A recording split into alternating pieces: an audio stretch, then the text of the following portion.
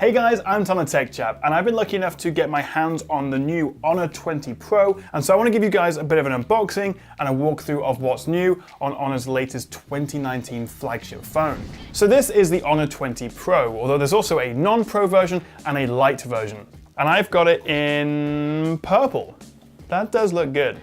Putting the phone to one side for a second, in the box we get the usual gubbins, including the charger, which is one of Huawei's 22.5 watt superchargers, a USB-A to USB-C cable, and a 3.5mm adapter, which means there's no headphone jack.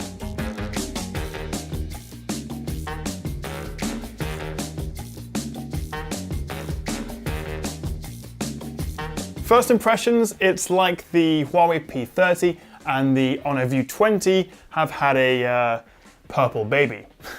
So as I'm sure you know, Honor is a sub-brand of Huawei, so you can't escape the comparisons with the P30, but there are a few areas where this does stand out, including the price, but I'll get to that later. So we get a 6.26-inch all-view display. It's a Full HD LCD panel, and like the View 20, it has a hole punch in the upper left corner rather than a notch. With a 91.7% screen-to-body ratio, I think all-view display is pretty accurate. It really is edge-to-edge, bar this tiny little chin at the bottom. It's a great looking screen, but we do miss out on a higher Quad HD resolution and also the more vibrant colors of an AMOLED panel on the higher end P30 phones. Around the back we have what Honor are calling a dynamic holographic design. Very fancy. I must admit I really do like the look of it. It's not as over the top shiny as the View 20, with a more subtle gradient effect. Catch it in the light though, and the color does pop. Now I'll come back to that quad camera setup in just a second, but elsewhere we get stereo speakers, one on the bottom and one somehow squeezed into the top bezel, a USB-C port, dual SIM card slot, and interestingly a side-mounted fingerprint sensor that doubles as the power button. So far it actually seems really quick and reliable, but you also have the option of face unlocking if you prefer. So I think the 20 Pro is a good size, and it's just about usable one-handed. Plus, the glass body with these rounded corners makes it really comfortable to hold. Downsides? Well, there's no official IP water resistance rating, it doesn't support wireless charging, and there's no headphone jack, so that's a little bit disappointing.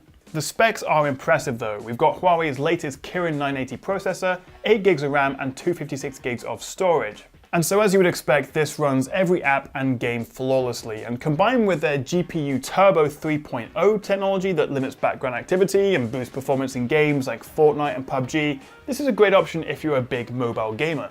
Software-wise, it's running on Honor's Magic UI 2.1, which is on top of Android 9. Right now, Huawei's EMUI and Honor's Magic UI are very similar, but they do have plans to separate the two and give Magic its own look and feel. But for now, if you've used a recent Huawei or Honor phone, you'll feel right at home here. If I'm honest, it's not my favorite Android skin, but it does feel fast and responsive. In terms of battery life, inside we get a 4000 mAh cell, which is a good size and means we should be looking at around a day and a half of use. And also, of course, with that supercharger, you can get from 0 to 50% in just half an hour.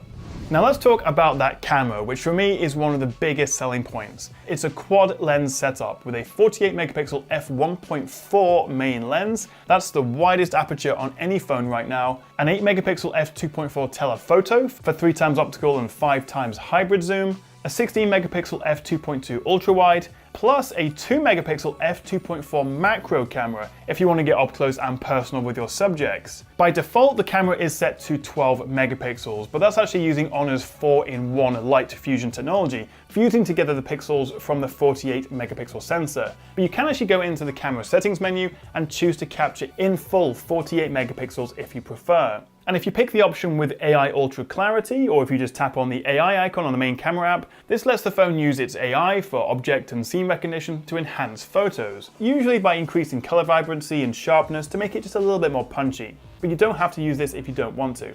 Honor really has packed the 20 Pro with a ton of camera features. We get a dedicated night mode, AR lens for, well, doing this, up to 4K 30 video, Plus on the front, we can get some pretty great looking photos from the 32 megapixel f2 selfie camera. So there really is a lot to like here with the 20 Pro, but it all comes down to pricing. Now I'm actually filming this a few days before it's officially launched, and so I don't actually have confirmed pricing, although I would expect it to be between £600 and £700 here in the UK, but I could be wrong, so keep an eye out in the description as I'll update it with confirmed prices and also links to where you can buy it if you're interested.